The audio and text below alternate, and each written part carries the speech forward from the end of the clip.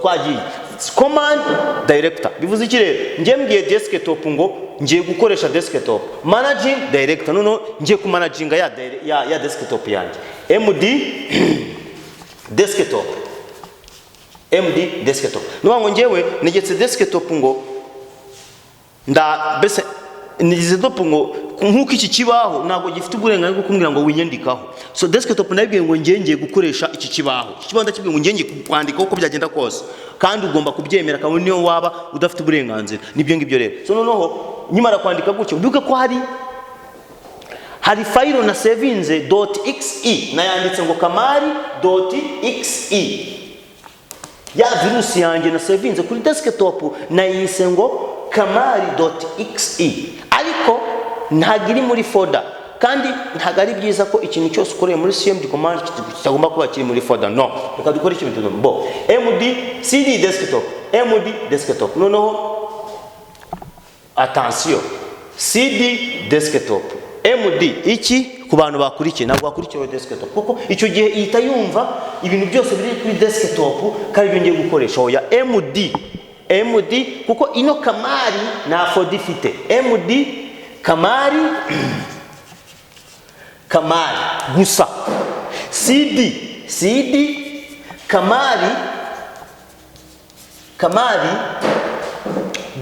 kamari.xe attention hano ni enter zikora ukimara gukanda enter ukimara gukanda enter kuko niko kwinjira kuri muri kintu hano noneho ngembwe desktop ngo mfashe kamari udafite folder noneho mitanandika cd kamari md desktop / utudomo tubiri md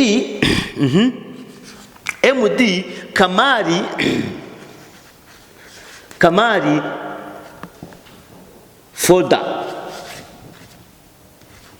folder kandi enter noneho nukuvuga ngo negetse desktop ngo inkorere folder yitwa kamari ize no guhita yisavingamo ya setup na creye ya virus ikimara kugeramo ikimara gukora folder ipastingamo ya setup iti savinga direct kuri desktop ya folder yitwa kamari inarimo ya software. Ibi bivuze iki rero kuko ya software ninjya kuyikurura nago ibishaka ko kuko si iri available kwakira virusi miliyoni kwijana. So niyo mpamvu tuyishyira muri folder bus kugira ngo nubwo ari virus itaza kuba multiple. Hari ukuntu virusi zihinduka multiple ugasanga bizateza bugs mu buryo bwo kuraninga. Ikindi rero tumara kwikora kuriya ubwo uhita wandika cd akantu run command ushyireho ubwo abantu mutazi gushaka kino kintu ubwo ni byawe nimabwira ngo nugusubira inyuma mukajya kwiga run command agakato ko hejuru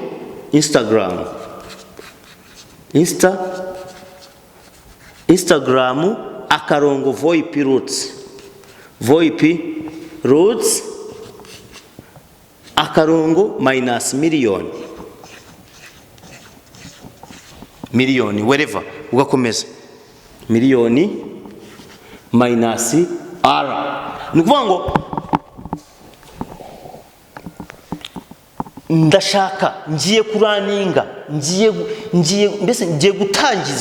ngiye gutangiza komande ziri bukorere muri Instagram tugendeye kuri internet yacu turiho ngiye nshiye IP internet protocol cyangwa server side program cyangwa service provider wese ushinzwe kumanipira ibi bintu byose ndi gukoreraho mbaciye intege mu gihe runaka performing igikorwa cyanjye kubisobanura tudafite computer ngo tubikore by practice biragoye, ariko sometime mu biganiro nka bitatu biri imbere nzanakoresha projecteur no ibingi mbibereke no biri mu bishushanyo swati, cyangwa se dukore na test tuvuge ngo ngiye gukora akantu bivuye ku kibaho bije no muri practice. Reka turebere kaka virus ka tugiye gukora iki. Ya virus igiye guhindura ifoto ya Kamari ihindure ya Angelique. Reka turebe noneho MD yari MD kuko tukiri muri desktop. Yes, MD minus ch mode plus c command dot paste. Yes, hano noneho ngo MD computer hack mode plus c command dot enter. Noneho I'm sorry kuba mbikoresheje ni ibintu byabaye cyane mu bantu kuba mvuze ngo computer hack mode nta bundi buryo nabisobanuramo, ariko mu byukuri si uburyo bwo guhakinga, ahubwo ababisobanuye bigatuma bimenyekana mu bantu babatanze description zitimbitse. Ariko ahangaha uhaye uburenganzira, uhaye ubushobozi, kuko attention command prompt ntago yo nyine ntago ifite ubushobozi bwo kuba ya performing igikorwa runaka mu bwego bw'ikoranabuhanga, bisaba kwifashisha za virtual box cyangwa se ukaba ufite izindi attributes zikomeye cyane. Reka turebe urugero rero, mbo hano ro turagiye computer hack mode plus c command dot enter. Noneho ya virus yacu tugenda tuyiha ubushobozi. Ni ubuhe bushobozi ro virus yacu? Virus yacu tugiye kwiha ubushobozi buvuga gutya, ngiye gufata ifoto yo kwa Kamari nyihindure nkoresheje command prompt. Wewe wari wicaye ufite ifoto uhita ubona hagiye hindi foto, scam ya daje. Twagiye mbo ukimara gukanda hariya CMD yawe izahita ihindura ikintu icyari umukara, page ihita ihinduka ubururu. Noneho hano hejuru twari dufite ngo command prompt twari dufite ijambo command prompt, ahubwo izahita rihinduka Windows shell command. Windows shell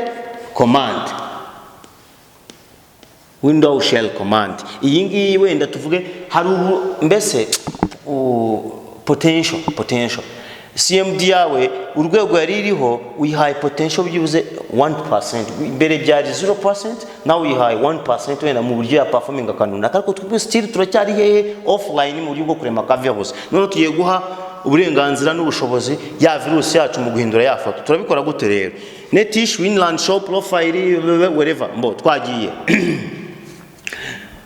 mbo package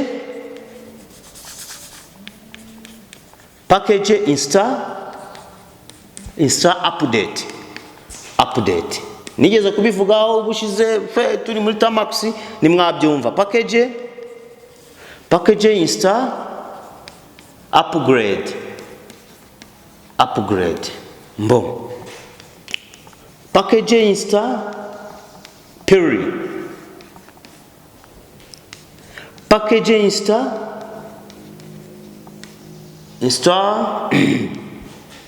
QR, package install Python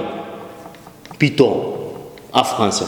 Mpamvu twestaramo bino bintu nukubera ko nubwo nafashe CMD command yanjye nkayihindura Windows shells, ariko iyi ngiyi ntago iri active, so ntago iri update. Wenda ka tubivuge gutyo, ntago iri ubona tukishobora kubifite wenda version 0.1, wenda ibi bintu biheruka mu myaka 30 ishize, ariko turashaka kuyiha wenda bageze kuri 10.9. so 9. Yes, nibyo nshaka gusobanura, which means rero ahangaha dufite package install update, tukagira package install upgrade, tukagira package install Perry, tukagira package install QRL, tukagira package install Python. Reka kubera igihe cy'amasaha, ariko umuntu warumaze gufata computer yawe ukayihinduramo Windows shells command. Reka wenda isomo turigarukiza hano today bitewe nuko time is money, kandi ntago nshaka kwihuta ibintu, ndashaka kumubanza kubyumva. ahubwo hari akandi gasomo bafite ariko iri ngiri reka ndimbitse ahangaha kugira ngo tuzarikomerezeho. Ahangaha tuba turi guha ubushobozi cyo bita potential, turi guha potential Windows command yacu kubasha gukora ibintu nk'umuntu uri gukoresha virtual box. Abantu bakoresha ama computer afite ingufu, virtual box cyangwa se virtual box niyo VMware, of course VMware tukagira Trojan horse n'ibindi. Zira tools zose zikoreshwa mu buryo bwa pen testing cyangwa penetration cyangwa so hacking, zose zitangirira hano. Tugira apart application transmit git, nahangaha bitangirira. Buri tools yose ugiye gukoresha mu buryo bwa pen testing urabanza ukayupdatinga kugira ngo once you start performing action bitaza kwanga. Reka mbe ncumbikiye ahangaha mu rwego rw'iminota, ariko attention ndashaka comment kandi n'abantu babikunze cyane twanahurira twanakora session tukavuga ngo tugiye gushaka class ahantu noho tubikore biri live kandi turi no kwigisha no kuri iyakure. Murakoze.